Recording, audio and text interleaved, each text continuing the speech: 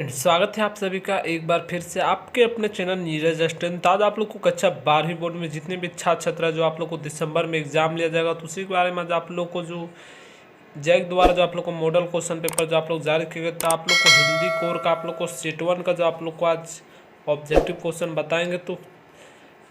तो कृपया वीडियो को स्किप करके ना देखें और वीडियो को लास्ट तक जरूर देखें, तभी आप लोग को समझ आए कि आखिरकार कौन सा क्वेश्चन का कौन सा आंसर है। तो आप लोग के एग्जाम के लिए बहुत ही महत्वपूर्ण क्वेश्चन है जो आप लोग को जैक द्वारा जो मॉडल क्वेश्चन पेपर जारी किया गया है। तो अपने जैक के मॉडल क्वेश्चन पेपर पर ज़्यादा से ज़्यादा ध्यान दें और अपना एग्जाम की तैयारी अच्छी तरह से करें। तो क्वेश्चन नंबर आप लोग को 1 की ओर चलिए देखते हैं। तो आप लोग देख सकते हैं कि पहला जो है आप लोग को खंड का पठित बोध निम्नलिखित पद्यांश को ध्यानपूर्वक पढ़कर प्रश्न संख्या 1 से 4 के लिए सही विकल्प का चयन कीजिए। तो आप लोग को जो खंड को पहले पढ़ना है, उसके बाद खंड को समझना है, उसी के बाद आप लोग जो आंसर देना है। तो हम अभी आप लोग को पद्यांश को नहीं पढ़ते हैं आप लोग को, तो आप लोग पढ़ लीजिएगा, उसके बाद आंसर दीजिएगा। तो आप लोग को डायरेक्ट आंसर आप लोग को बताते। तो क्वेश्चन नंबर 1 देख सकते हैं आप लोग को, दिनकर की सवारी को देखकर कौन मैदान छोड़कर भाग जाते हैं। तो दिनकर की जो सवारी को देखकर जो मैदान छोड़कर भाग जाते हैं वो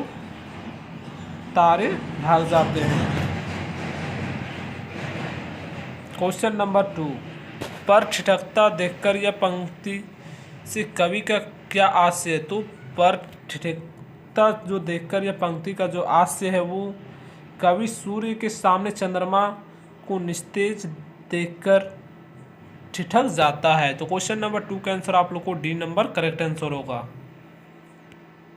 क्वेश्चन नंबर 3, कली कुसुम में पद सजा है, पंक्ति में कौन सा अलंकार है। तो कली कुसुम में पद का जो सजा है वो पंक्ति में जो अलंकार है वो रूपक अलंकार है। तो इसका बी नंबर करेक्ट आंसर होगा। क्वेश्चन नंबर 4, अनुपयुक्त कथन छांटिए। तो आप लोग को अनुपयुक्त जो कथन है वो छांटना है। तो इसका आंसर आप लोग को बादल सूर्य के सेवक है। इसका आंसर आप लोग को बी नंबर करेक्ट आंसर होगा।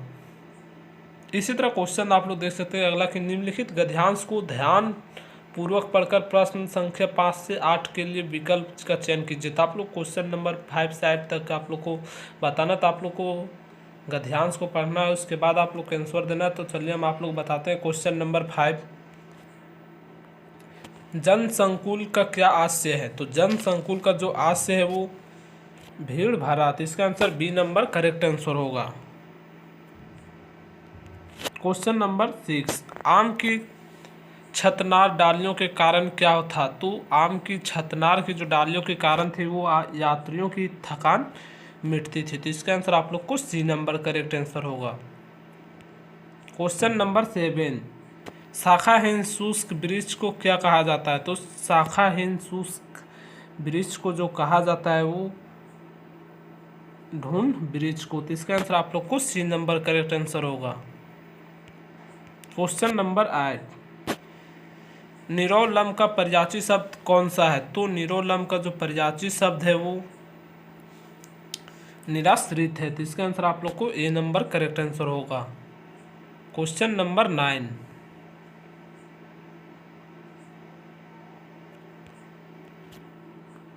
आलेख का अभिप्राय है। तो आलेख का जो अभिप्राय है तो किसी विषय पर सर्वग्रामपूर्ण जानकारी जो तथ्यात्मक, विश्लेषणात्मक तथा विचारात्मक हो। दूसरा, गंभीर अध्ययन पर आधारित प्रामाणिक रचना। तीसरा, जिनमें विचार या तथ्य की पुनरावृत्ति ना हो। तो इसका आंसर आप लोग को डी नंबर करेक्ट आंसर होगा क्वेश्चन नंबर 9 का। क्वेश्चन नंबर 10, फीचर में तथ्यों की प्रस्तुति का ढंग कैसे होता है। तो आप लोग को फीचर में जो तथ्यों की प्रस्तुति का ढंग जो होता है वो आप लोग को व्यापक से होता है। तो इसका बी नंबर करेक्ट आंसर होगा। क्वेश्चन नंबर 11, संपादकीय किसे कहते हैं। तो संपादकीय जो कहते हैं वो संपादक द्वारा किसी प्रमुख घटना और समस्या पर लिखा गया विचारात्मक को लेख कहते हैं। तो इसका आंसर आप लोग को बी नंबर करेक्ट आंसर होगा।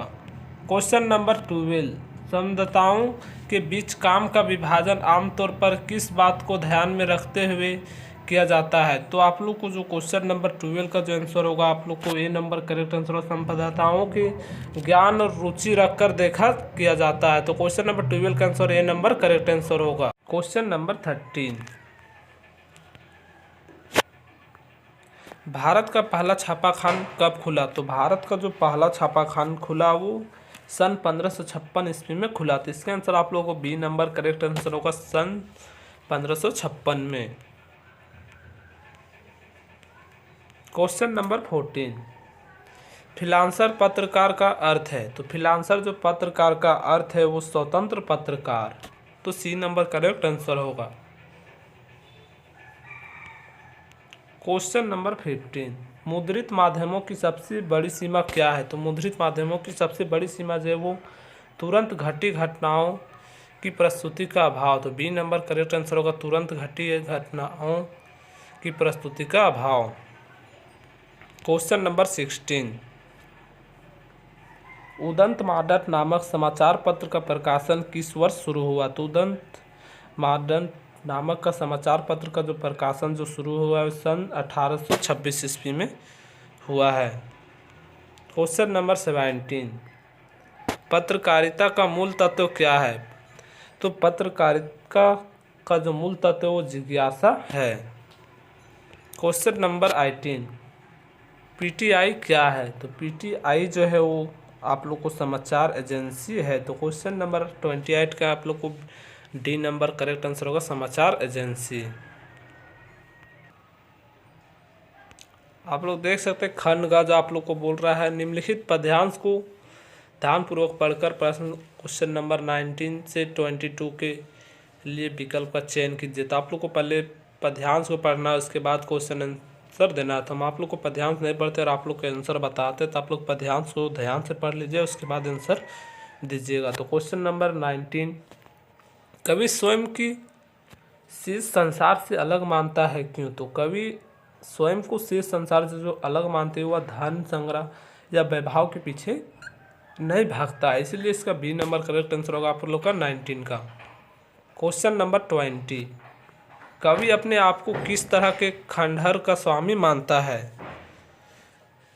तो कवि अपने आप को जो खंडहर स्वामी मानता है वो राजमहलों की भाव्यता जिस पर न्यौछावर हो। तो इसका answer A number correct answer होगा। क्वेश्चन नंबर 21, शीतल वाणी में आग लिए फिरना किस अर्थ को द्योतित करता है? तो शीतल वाणी में आग लिए फिरना जो अर्थ को द्योतित करता है वो शांत चित किंतु दृढ़तापूर्ण को करता है। तो इसका answer D number correct answer होगा। क्वेश्चन नंबर 22, मैं प्रतिपक्ष से उस पृथ्वी को ठुकराता पंक्ति के माध्यम से कवि क्या कहना चाहता है? तो मैं प्रतिपक्ष से उस पृथ्वी को जो ठुकराता हुआ पंक्ति के माध्यम से जो कहना चाहता है वह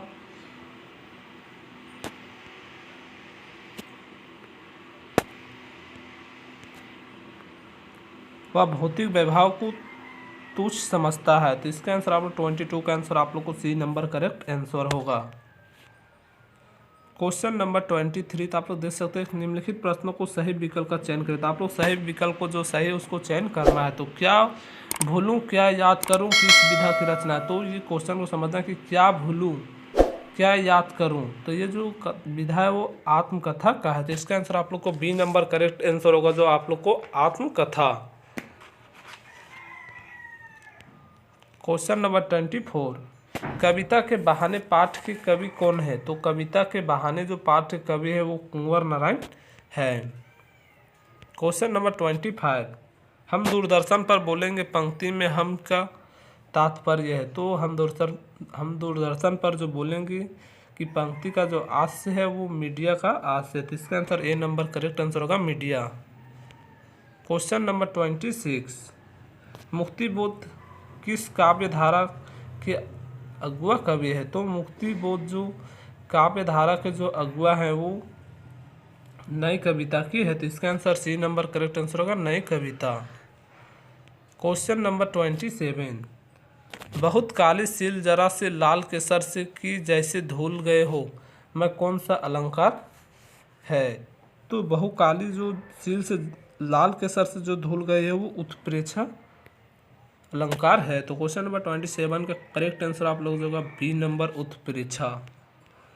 तो आप लोग देख सकते हैं कि अगला क्वेश्चन जो निम्नलिखित पद्यांश को ध्यानपूर्वक पढ़कर प्रश्न संख्या क्वेश्चन नंबर 28 से 31 के लिए सभी विकल्प का चयन करें। तो आपको क्वेश्चन नंबर 28 से 31 के जो क्वेश्चन है वो क्वेश्चन का आप लोग को पहले गद्यांश को पढ़ना है, उसके बाद आप लोग को आंसर देना है। तो गद्यांश को पढ़ लीजिए, उसके बाद आप लोग समझ के आंसर देना था। हम लोग आंसर बताते हैं। तो क्वेश्चन नंबर 28, भक्तिन कौन है? तो भक्तिन जो है वो लेखिका की सेविका। आप लोग देख सकते हैं कि गद्यांश में आप लोग को दिया होगा इसका आंसर, तो आप लोग लेखिका की सेविका है, तो इसका answer C number correct answer होगा। क्वेश्चन नंबर 29, भक्तिन हनुमान जी से स्पर्धा क्यों करती है? तो भक्तिन जो हनुमान जी से जो स्पर्धा करती है वो,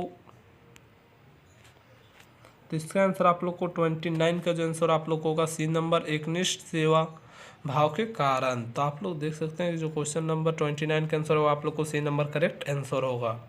क्वेश्चन नंबर 30, भक्तिन नौकरी की खोज में क्यों आई थी? तो भक्तिन जो नौकरी की खोज में आई थी वो पारिवारिक और सामाजिक चुनौतियों के कारण जो नौकरी खोजने आई थी।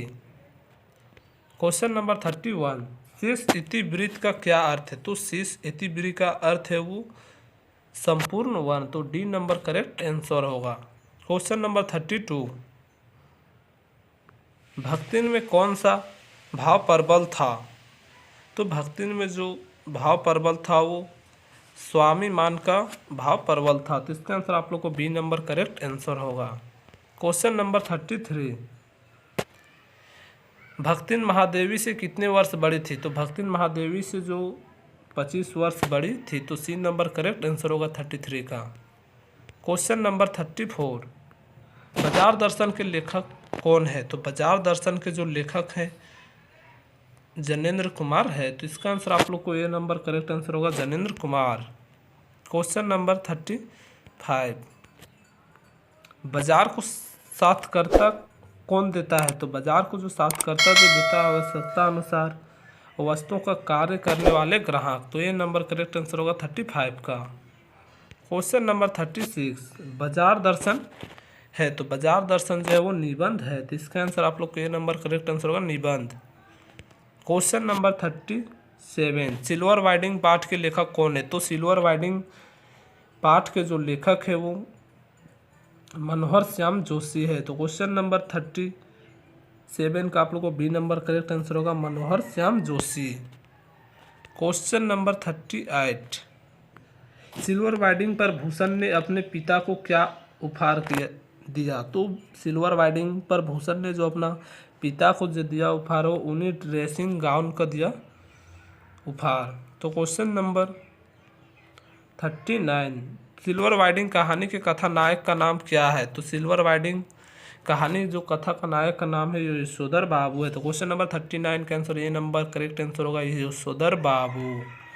लास्ट क्वेश्चन आप लोग जो बचा हुआ है हिंदी कोर का, ये बहुत ही महत्वपूर्ण क्वेश्चन आप लोग जितना भी बताए बहुत ही महत्वपूर्ण क्वेश्चन है। तो आप लोग क्वेश्चन नंबर 14 जो है आप लोग को जो हुआ होगा जुमले में कौन सा भाव निहित है? तो जो हुआ होगा वो जुमले में जो भाव का निहित है वो यथा स्थितिवाद, अनिर्णय की स्थिति, द्वंद्व का भाव, ये सभी है। तो इसका आंसर क्वेश्चन नंबर 40 का आंसर आप लोग को डी नंबर करेक्ट आंसर होगा ये सभी।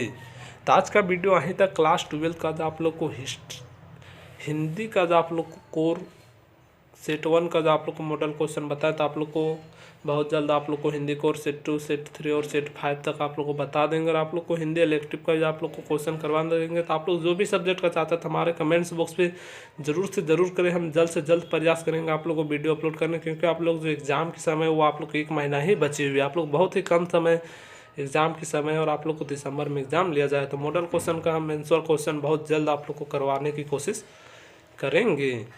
और अपने सारे दोस्तों को दबा के शेयर कर जो कक्षा 12वीं बोर्ड में पढ़ते, ताकि वो भी अपना जैक बोर्ड द्वारा जो 12 का मॉडल क्वेश्चन पेपर जारी किया गया, तो वो भी अपना हिंदी कोर सेट 1 का ऑब्जेक्टिव क्वेश्चन आंसर देख ले। अगर वीडियो पसंद आए तो वीडियो को लाइक शेयर कमेंट ज़रूर करें। धन्यवाद।